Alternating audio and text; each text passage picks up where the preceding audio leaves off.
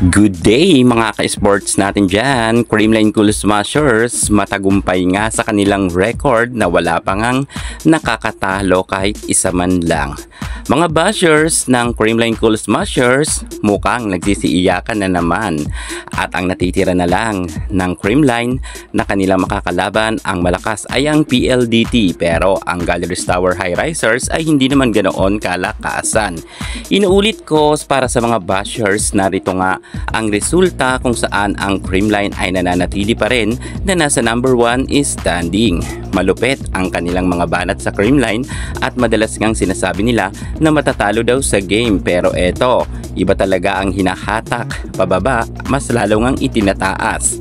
At ang Creamline nga, bukod sa malinis ang record, talagang masasabi natin na makasaysayan muli ang kanilang laban sa PVL. Mukhang magaganap na naman ang sunod-sunod na pagkapanalo ng Creamline at may record nga sa ikatlong pagkakataon na wala pang nagkakaroon silang talo.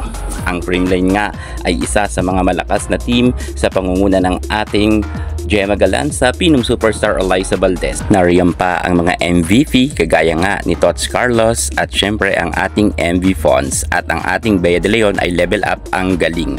Paano napahiya ang mga bashers? Narito na, pero bago ang lahat, subscribe ka muna. Click ang ating notification bell para lagi kang updated sa lahat ng issues sa volleyball. Susunod na!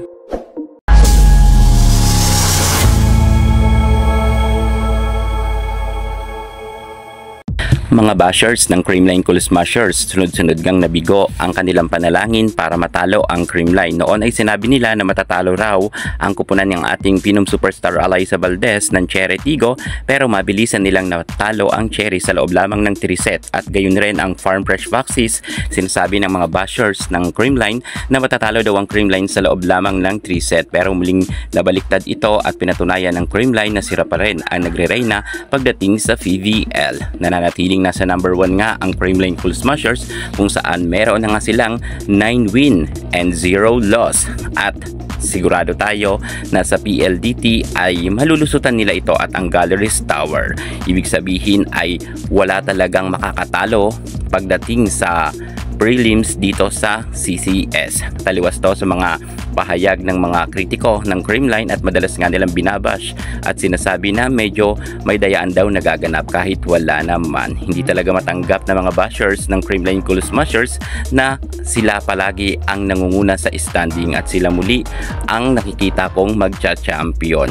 At muli, eto na naman nga tayo mga ka-sports, kung saan nga ay meron na naman mga prediksyon ang ibang mga netizen na sinasabi raw ng mga kritiko nga ng Creamline na ang mananalo raw ay ang PLDT. Sila raw ang makakadungis ng record ng CCS. Grabe talaga ang mga bashers ng Creamline. Bakit gigil na gigil kaya sila na patumbahin ang nasabi nating CCS? Well, siguro kasi karangalan nila na matalo ang isang malakas na team, at sigurado tayo na todo pang babash nila sa CCS kapag natalo nga ang Creamline. Siguro ito rin ang isa sa mga iniingatan ng Creamline na matalo sila, dahil grabe kasi talaga ang mga bashers mga ka-sports. Kung makikita nyo lalo sa Philippine Volleyball ay madalas ngang tirahin ng ating Pinum Superstar Eliza Valdez at ang ating Queen Gemma Galanza, at madalas nga sila doon gawa ng katatawanan.